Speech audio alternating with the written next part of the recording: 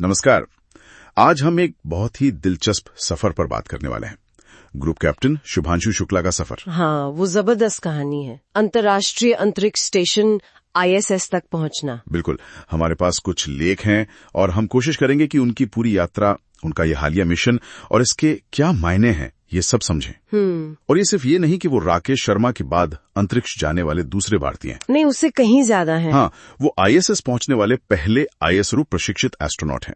और एक और बात, अंतरिक्ष में सबसे ज्यादा कुल समय बिताने वाले भारतीय भी बन गए हैं। सही कहा। तो ये जो कामयाबी है, इसके पीछे क्या है, यही समझना है। हाँ, और देखिए, ये समझना जरूरी है कि ये सिर्फ उनकी एक व्यक्तिगत उपलब्धि नहीं है। अच्छा, ये भारत के अंतरिक्ष कार्यक्रम के लिए, खास तौर पर इसरो के जो मानव अंतरिक्ष उड़ान मिशन है, जैसे गगनयान, उसके लिए एक बहुत बड़ा अहम पड़ाव है। चलिए तो थोड़ा पीछे चलते हैं। शुभांशु शुक्ला लखनऊ में जन्मे 10 अक्टूबर 1985 को।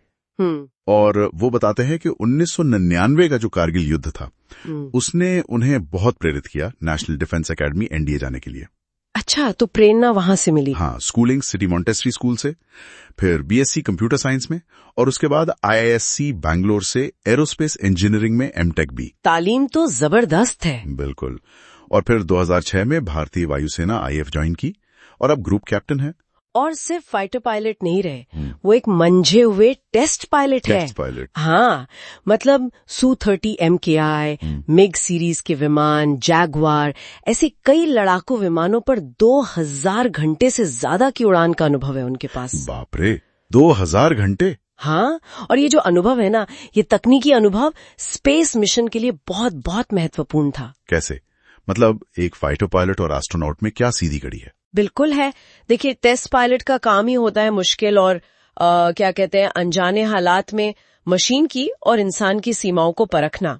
अच्छा। ये जो हुनर है, दबाव में शांत रहने की क्षमता, तकनीकी चीजों की गहरी समझ, ये सब स्पेस फ्लाइट के लिए बेहद जरूरी चीजें हैं। शायद यही वजह है कि 2019 में जब इसरो ने गगनयान के लिए एस्ट्रोनॉट्स चुने, तो ग्रुप कैप्टन शुक्ला का चयन हुआ। तो इसके बाद तो जाहिर है बहुत सख्त ट्रेनिंग हुई होगी। हाँ, बहुत व्यापक ट्रेनिंग।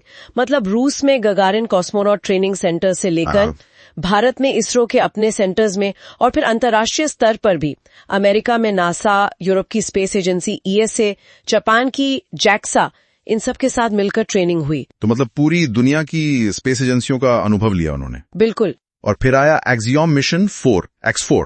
ये क्या था? ये इसरो का मिशन था? नहीं, ये असल में नासा और एक प्राइवेट कंपनी है SpaceX, उनका मिला जुला मिशन था, एक निजी सहयोग कह सकते हैं। अच्छा, प्राइवेट मिशन। हाँ, और ग्रुप कैप्टन शुक्ला को इसमें मिशन पायलट के तौर पर चुना गया। Mission pilot. हाँ, और 25 जून 2025 को उन्होंने SpaceX के क्रू ड्रैगन स्पेसक्राफ्ट से ISS के लिए उड़ान भरी। और ये पहली बार हुआ कि इसरो का कोई प्रशिक्षित एस्ट्रोनॉट ISS तक पहुंचा। ये तो वाकई ऐतिहासिक है। बिल्कुल।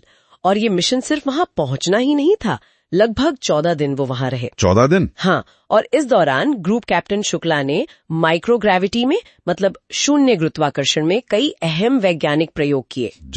जैसे हड्डियों के स्वास्थ्य पर माइक्रोग्रेविटी का क्या असर होता है, रेडिएशन की मॉनिटरिंग, और यहाँ तक के जीवन समर्थन प्रणालियों के लिए माइक्रो एल्गी पर भी रिसर्च हुई। माइक्रो एल्गी, दिलचस्प है। हाँ, और इसमें नासा और इसरो दोनों का सहयोग था। मैंने सुना उन्होंने स्पेस से लाइव बातचीत भी की थी, प्रधानमंत्री से भी। हाँ, बिल्कुल।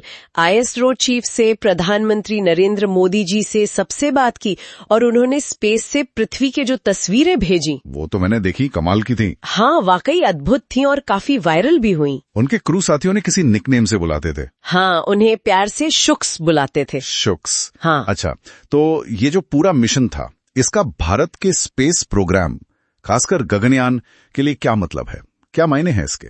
देखिए, ये मिशन गगनयान के लिए एक तरह से आप कह सकती हैं रास्ता तैयार करता है। अच्छा, कैसे? ग्रुप कैप्टन शुक्ला का जो अनुभव है माइक्रोग्रेविटी में रहने का, स्पेस स्टेशन के सिस्टम्स को ऑपरेट करने का, वहां प्रयोग करने का, ये सारा अनुभव सीधे तौर पर गगनयान मिशन की प्लानिंग और जो हमारे अपने एस्ट्रोनॉट्स जाएंगे उनकी ट्रेनिंग में इस्तेमाल होगा। प्रैक्टिकल अनुभव मिला इसरो को। बिल्कुल। इसरो को अब सीधे तौर पर पता चला है कि उनके जो ट्रेनिंग प्रोटोकॉल हैं वो कितने कारगर हैं और कहाँ शायद सुधार की जरूरत पड़ सकती है। और ये अंतर्राष्ट्रीय सहयोग की भी एक बड़ी मिसाल है। उनकी अपनी दिलचस्पी भी तो बचपन से ही इन चीजों में थी, एरो मॉडलिंग, रोबोटिक्स। हाँ बिल्कुल, वो शौक बचपन से था और बाद में IISc में एरोस्पेस प्रोपल्शन पर उनका जो शोध था वो बताता है कि उनकी तकनीकी बुनियाद कितनी मजबूत है। और उन्होंने अपने इस ट्रेनिंग और मिशन के अनुभव के आधार पर इसरो को स्पेसक्राफ्ट डिजाइन पर भी जरूरी फीडबैक दिया है। अच्छा, ये तो बहुत महत्वपूर्ण बात है। हाँ, प्रेरणा की बात करें तो राकेश शर्मा और कल्पना चावला का नाम आता है उनके लिए। हाँ, जाहिर है, वो तो हर भारतीय के लिए प्रेरणा है जो स्पेस में रुचि रखता है। और वो IAF में इंस्ट्रक्टर पायलट भी रहे हैं, कई मेडल्स भी जीते हैं। हाँ, उनकी सैन्य सेवा भी काफी प्रतिष्ठित रही है। और जाहिर है, एस्ट्रोनॉट बनने की जो ट्रेनिंग होती है वो शारीरिक और मानसिक रूप से तो बेहद कठिन रही होगी। उसमें तो कोई शक नहीं, बहुत कठोर होती है। निजी जिंदगी के बारे में भी कुछ बातें पता चली। उन्हें फोटोग्राफी का शौक है। अच्छा। और भारतीय शास्त्रीय संगीत पसंद करते हैं। वाह। पत्नी कामना मिश्रा डेंटिस्ट हैं और उनका एक बेटा भी है। उनका एक कथन मुझे बहुत छू गया। उन्होंने कहा, अंतरिक्ष की विशालता से पृथ्वी बहुत नाजुक दिखती है। ये हमें अपने ग्रह की रक्षा करने और जीवन को संजोने की याद दिलाती है। ये नजरिया शायद वाकई अंतरिक्ष में जाकर ही मिलता है, वो ओवरव्यू इफेक्ट जिसे कहते हैं। हाँ, तो ग्रुप कैप्टन शुभांशु शुक्ला की ये कहानी, ये प्रेरणा, शिक्षा, सैन्य सेवा और सालों की जो कड़ी मेहनत है उससे बने इतिहास की कहानी है। बिल्कुल सही कहा आपने। उनका मिशन विज्ञान, अंतर्राष्ट्रीय सहयोग और हाँ, युवा पीढ़ी के लिए एक बहुत बड़ी प्रेरणा का संगम है। और भविष्य में देखिए, अब वो ISRO के जो मानव अंतरिक्ष उड़ान कार्यक्रम है उनमें सलाहकार की भूमिका निभा सकते हैं। जो अगले एस्ट्रोनॉट्स जाएंगे उन्हें ट्रेन करने में मदद कर सकते हैं।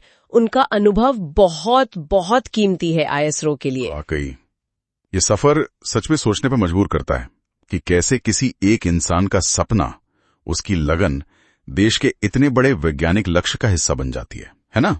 हाँ। और सोचने वाली बात यह भी है कि क्या ऐसे और भी क्षेत्र हो सकते हैं जहां व्यक्तिगत जुनून और राष्ट्रीय महत्वाकांक्षाएं इस तरह मिल सकती हैं? किन दायरों में ये संगम संभव है?